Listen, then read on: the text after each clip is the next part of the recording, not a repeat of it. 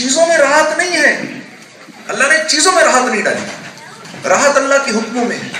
جب اللہ خوش ہو جاتے ہیں تو اپنے فضل سے پھر اپنے بندے کی زندگی کو خود بناتے ہیں، پھر خود بناتے ہیں۔ پھر اولاد کے دل میں ڈالیں گے باپ کا کہنا مانو کیونکہ یہ میرا کہنا مانتا ہے، پھر بیٹی کے دل میں ڈالیں گے ماں کو آگے سے جواب دو کیونکہ یہ میری بات نہیں مانتی۔ اب وہ بیٹی کو پکڑ کے لا رہی ہیں، مولوی صاحب اس کو سمجھائیں بدتمیزی کرتی ہے۔ وہ ہمارے ایک ساتھی کے پاس لے آئی، اس نے کہا میڈم، اب وہ میڈم نے خود بھی کیسا لباس پہنا ہوا تھا اور ان کے پیچھے اگر ماں شیر تھی تو بیٹی سوا شیر تھی، تو آ کر کہنے لگی ہمارے ساتھی سے جی یہ میری بات نہیں مانتی۔ اس نے کہا بہن بات یہ ہے وہ دوسرا پیکج ہے جس میں بیٹی ماں کی بات مانتی ہے، آپ پہلے اپنا پیکج بدلیں، اس پیکج میں نہیں مانتی کوئی بیٹی ماں کی بات۔ تو جب ہم اللہ کی ماننا شروع کریں گے پھر یہ ساری کائنات ہماری مانے گی۔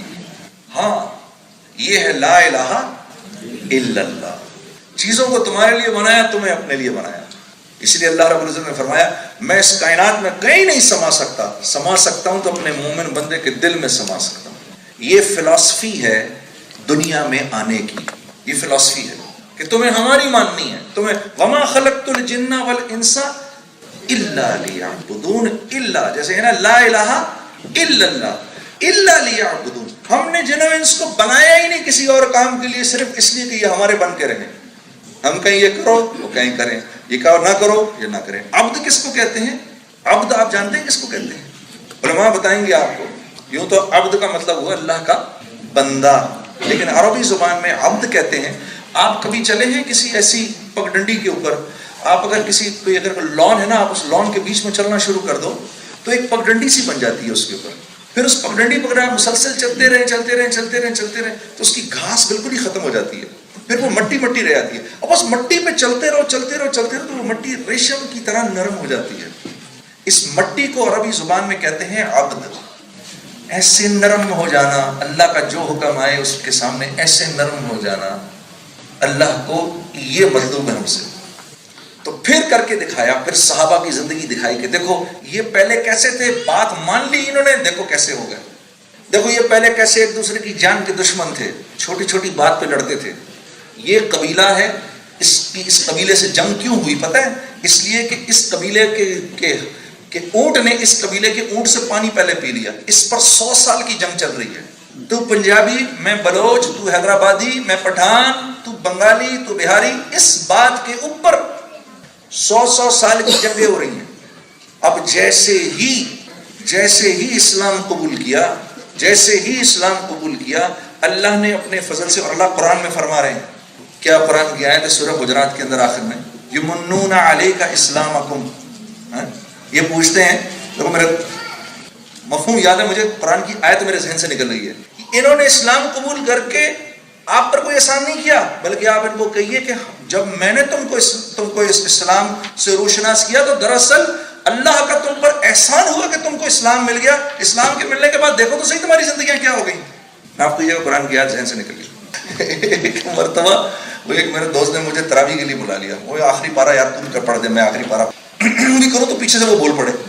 جب میں نے سلام پھیرا میں نے کہا بیٹا یہ تو کیا کر رہا ہے؟ کہتا ہے جنید بھائی میں اپنے سامنے والے کو تھوڑی پڑھنے دیتا ہوں، میں نہیں پڑھنے دیتا اس کو۔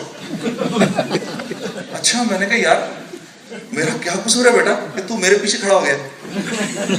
اللہ ان کی زندگیوں کو شاد و آباد کرے، یہ ہمارے اثاثے ہیں۔ آج ہی میری بیوی نے بھی مجھے ٹیکسٹ کیا کہ تمہارے بیٹے کے بھی 8 پارے ہو گئے، اللہ ان کی زندگی میں برکت دے۔ تو دراصل میرے عزیز دوستو، آج بھی دین آ جائے گا نا زندگی کے اندر تو یہ ہم غیروں میں قیمتی ہو جائیں گے، جن میں ہم رہ رہے ہیں ان میں ہم قیمتی ہو جائیں گے۔ دین زندگی سے نکلے گا، اللہ کے حکم زندگی سے نکلیں گے تو میرے دوستو سب سے پہلی مشکل کیا ہوگی؟ حالات گھیر لیں گے، حالات آ کے گھیر لیتے ہیں، مشکلات آ کے گھیر لیتے ہیں۔ مصیبت یہاں سے آتی ہے اور بڑی مصیبت سے اس مصیبت کو ہٹاتے ہیں، پھر وہ یوں جاتی ہے اور کہتی ہے وہاں سے آؤں گی، پھر وہاں سے آتی ہے، پھر جان چھڑاؤ اس سے، یہاں سے بھگاؤ اس کو، پھر یوں جاتی ہے کہتی ہے وہاں سے آؤں گی۔ جب اللہ خوش ہو جاتے ہیں تو حیات طیبہ دیتے ہیں۔ حیات طیبہ کیا ہے؟ عافیت والی خوبصورت زندگی دیتے ہیں، نہ کوئی مسئلے، نہ کوئی مسائل، نہ کوئی ایسی بیماریاں، نہ کوئی ایسی مشکلیں، نہ کوئی ایسے قرضے، اور معاشرے کے اندر عزت عطا فرماتے ہیں، لوگوں کی محبت عطا فرماتے ہیں، اور بچوں کو فرما بردار بناتے ہیں، اور بیوی کو وفادار بناتے ہیں جب خوش ہو جاتے ہیں۔ تو محنت سے مال نہیں ملتا، مال سے چیزیں نہیں آتی، چیزوں میں راحت نہیں، راحت اللہ کے حکموں میں ہے۔ تو پھر یہ نوکریاں کیوں کر رہے ہو؟ یہ سوال ہونا چاہیے نا آپ کا، تو پھر میں یہ نوکری کیوں کر رہا ہوں بھائی اگر محنت سے مال نہیں آتا؟ میں یہ نوکری اس لیے کر رہا ہوں کیونکہ 3 نیتیں کرو۔ پہلی نیت، ہر چیز لکھ لو، اور یہ لکھو یہ کاروبار ختم کیسے ہوگا، یہ لکھو پہلے۔ تو ہم نے وکیل بٹھایا، 3 4 5 دنوں کے بعد مفتی صاحب کے پاس گئے، حضرت لکھ لیا اس بات پر ختم ہوگا، اس بات پر ختم ہوگا، اس بات پر ختم ہوگا، اس بات پر ختم ہوگا، لکھ لیا؟ ہاں جی لکھ لیا۔ اب دوسری نیت کرو، ایک دوسرے کو دھوکہ نہیں دو گے۔ ایک دوسرے کا ہاتھ پکڑا، میں نے کہا یار میں اللہ کو حاضر ناظر جان کر کہتا ہوں اس وقت تو دل کی حالت یہی ہے، انشاءاللہ تجھے نیت تجھے دھوکہ نہیں دوں گا۔ اس نے کہا اس وقت میرے بھی دل کی حالت یہی ہے، اللہ کو حاضر ناظر جان کر کہہ رہا ہوں میں تجھے دھوکہ نہیں دوں گا۔ اس بات کو اب 10 سال ہو گئے تقریباً۔ کہا اب تیسری نیت کرو جی، وہ کیا؟ تیسری نیت یہ کرو کہ اس کاروبار سے میں نے مسلمانوں کو فائدہ پہنچانا ہے، جو میرے کپڑے خریدیں گے میں نے ان کو فائدہ پہنچانا ہے اس سے، یہ نیت کرو۔ اگر یہ 3 نیتیں کر لیں تو تم دونوں کا تیسرا پارٹنر اللہ ہو جائے گا۔ اب بتاؤ جو اللہ کو پارٹنر بنا لے، جس کی جاب پر اللہ جائیں ساتھ میں، اس کو کیا مشکل ہو سکتی ہے؟ اور یہ تھوڑی ہے کہ اللہ پاک نے کہا بھی جو کاروبار کراچی میں کرو گے نا اس میں تو میں ساتھ جاؤں گا، یہ نیو یارک میں ڈیٹرائٹ میں ساتھ ہی جا سکتا ہے، یہ کیا لکھا؟ ہاں جی۔ تو پھر آپ لوگ کیوں کہتے ہیں جنید صاحب یہاں تو نہیں آپ کو کچھ پتا نا، یہاں کچھ اور ہے؟ کیا ہے اور؟ کیا ہے اور؟ پھر کیوں کہتے ہو نہیں آپ کو یہاں کا نظام نہیں پتا؟ کیوں بھائی میں کیا جنگل سے آ رہا ہوں؟ ہاں؟ یا میرے چہرے پہ اگر داڑھی ہے تو میں دنیا کا سب سے بڑا بیوقوف ہوں؟ ایسا نہیں ہے، نظام ہر جگہ ایک ہی ہے، دین عالمی دین ہے۔ ہم ایک عالمی نبی کے عالمی امتی ہو کر ایک عالمی دین پر چل رہے ہیں، ہم ایک عالمی نبی کے عالمی امتی ہیں۔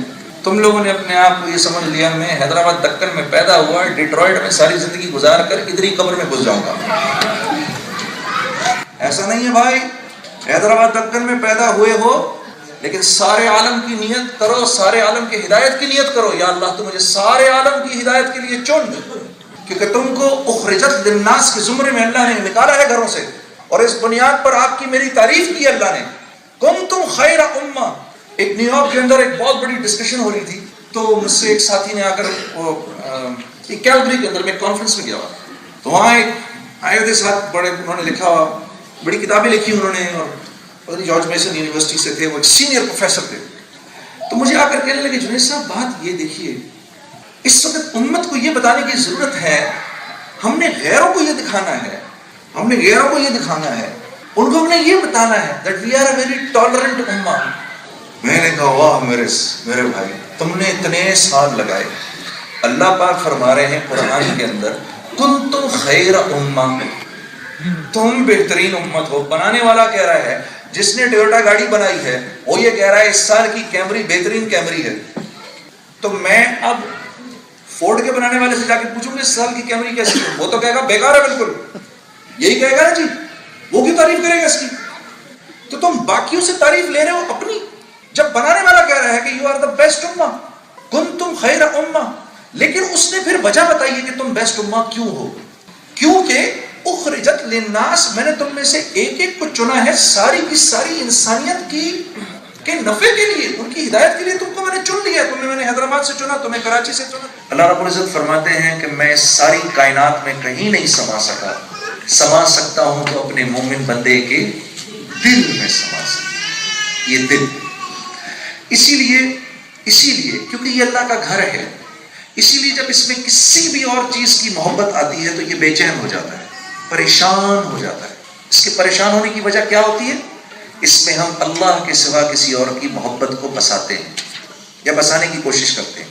اچھا پہلی بات تو یہ کہ وہ بس سکتی نہیں ہے، ہاں وہ بس ہی نہیں سکتی، اور پھر جب اس کو ہم بسانے کی کوشش کرتے ہیں تو یہ پریشان ہو جاتا ہے۔ دیکھو جس کو گاڑیاں لینے کا شوق ہے وہ گاڑیوں پہ گاڑیاں لے رہا ہے، گاڑیوں پہ گاڑیاں لے رہا ہے، ہر سال بدل رہا ہے، وہ ایک ہوس ہے، وہ ختم نہیں ہو سکتی۔ گھر بدلنے کا شوق ہے، اچھے بنے گھر میں رہ رہے ہو۔ ابھی میں نے اپنے دوست کو ایک کو سمجھایا بڑی مشکل سے، اتنا بڑا ڈاکٹر ہو میرے ساتھ کا، میری عمر کا ایگزیکٹلی، میرا اسکول میٹ، جب میں شہر میں اترا اس کے، تو میں نے کسی سے پوچھا بھائی یار وہ کسی اس کو جانتے ہو تم فلاں کو؟ ارے سر آپ ڈاکٹر سو کی بات کر رہے ہیں؟ میں نے کہا ہاں۔ ارے سر وہ تو بہت بڑے آدمی ہیں. میں نے کہا اچھا بھائی بڑا آدمی ہے معاف کرو, میں چھوٹا آدمی ہوں, میرا دوست ہے, کلاس میٹ ہے, ملوا دو ذرا مجھے اس سے. جب وہ مجھے ملا تو میں نے اس کو کہا یار تیری تو میں نے بڑی تعریفیں سنی, تو بڑی شے بن گیا تو. کہہ رہا بس یار تمہیں پتا ہے یار پھر ابھی امریکہ کا تو تجھے پتا ہے. میں نے کہا ہاں پتا تو ہے مجھے, پتا ہے مجھے. میں نے کہا میں ذرا اس کے کاغذات چیک کرتا ہوں. میں نے کہا چل اپنے گھر لے کے چل ذرا پہلے. اب اپنے گھر لے گیا. ہاں چل گھر لے گیا. بڑا بیوٹیفلی ڈیکوریٹڈ آسٹنٹیشیس ہاؤس. میں نے کہا بھائی مبارک مبارک ہے. گاڑی باہر کھڑی ہوئی, اسپورٹس کار اس کی ایک اندر کھڑی ہوئی, ایک مجھے لینے آیا ہوا اتنی خوبصورت گاڑی اس کی. میں پیچھے گیا تو دیکھا میں نے وہ سوئمنگ پول ہے یہ وہ سب. ہاں میں خوش ہوا. میں کہا چلو بھائی اللہ نے تجھے بھائی یار یہ تو ابھی گھر چینج کرنے لگا ہوں میں. اب بھائی یہ چینج کرنے لگا ہے, اب کہاں جائے گا, اب کیا لینے لگا ہے تو ذرا مجھے بتا.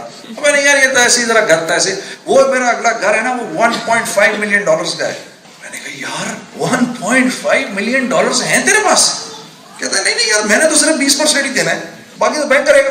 میں نے کہا ایک منٹ کیا مطلب تو 20% کرے گا باقی بینک کرے گا؟ کیا تو بینک سے پیسہ لے کر گھر خریدے گا؟ کہتا ہاں یار یہاں تو یہی ہوتا ہے. میں نے کہا ایک منٹ صبر کر جا. یہ جو تیرا گھر ہے یہ کتنے سال پہلے لیا تم نے؟ کہا جی میں نے یہ گھر لیا 10 سال پہلے. کتنے کا ہے؟ $6 لاکھ کا. اس کے کتنے پیسے تو دے چکا ہے؟ 3.5 لاکھ. 2.5 لاکھ دینے ابھی اس کے؟ ہاں جی 2.5 لاکھ دینے. ابھی تو یار دیتے رہیں گے.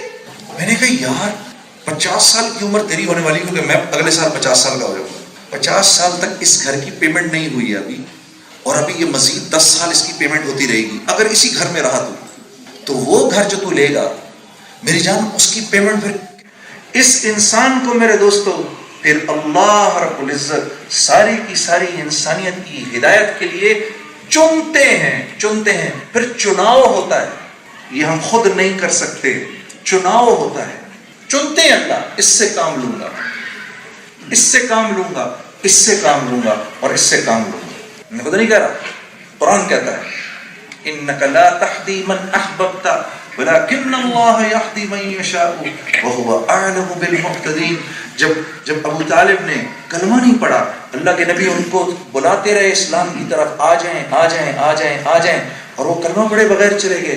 اللہ کے نبی کی آنکھوں میں آنسو, شدید افسوس. جس چچا نے سالہ سال کفالت کی, محبت کی, پیار کیا, جن کے اسلام کی آپ کو اتنی تمنا اور آرزو تھی, اور جن کے لیے اسلام کے لیے آپ نے اتنی اللہ سے دعائیں کی, وہ چلے گئے اسلام قبول کیے بغیر. اس پر اللہ رب العزت نے سمجھایا میرے نبی جس کے لیے آپ چاہتے ہیں نا کہ ہدایت ملے, اس کو ہدایت نہیں ملے گی. جس کے لیے ہم فیصلہ فرمائیں گے اس کو ملے گی. اور ہمیں پتہ ہے کس کو دینی ہے کس کو نہیں دینی ہے. دل میں کون طلب رکھے بیٹھا ہے, کون کس کے دل میں طلب نہیں ہے, ہم جانتے ہیں. تو پھر اللہ چنتے ہیں, اس سے کام لوں گا, اس سے کام لوں گا, اس سے کام لوں گا. اور جس کو اللہ چنتے ہیں, جس کو اللہ اپنا سفیر بناتے ہیں میرے عزیز دوستو, پھر سب سے پہلے اس کی دنیا کی زندگی بنتی ہے. یہ ہندوستان کا سفیر ہے. ہندوستان کا سفیر ہے, کیا مطلب ہو گیا؟ اس کے پیچھے ہندوستان کی پوری طاقت ہے. یہ پاکستان کا سفیر ہے. کیا مطلب ہوا اس کا؟ اس کی اپنی کوئی حیثیت نہیں ہے, اس کے پیچھے سارے پاکستان کی طاقت ہے.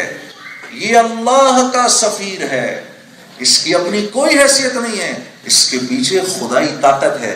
اسی لیے میرے عزیز دوستو انبیاء علیہ الصلوۃ والسلام کے آگے, یا انبیاء علیہ الصلوۃ والسلام کے پیغام کے آگے جو ڈٹ کے کھڑا ہوتا تھا, اللہ پاک اس کو مٹا دیا کرتے تھے. فرعون کی قوم اسی لیے مٹا دی گئی, قوم عاد اسی لیے مٹا دی گئی, قوم سمود اسی لیے مٹائی گئی, قوم لوط اسی لیے مٹائی گئی, شعیب علیہ السلام کی قوم اسی لیے مٹا دی گئی. یہ ساری قومیں اس لیے مٹائی گئیں کیونکہ یہ اللہ کے سفیر کے آگے کھڑی ہو جایا کرتی. اتنا بڑا کام ہے. یہ نیت کر کے دنیا میں زندگی گزارو تو آپ کو جینے کا مزہ آئے گا. میں نے یہ کیا.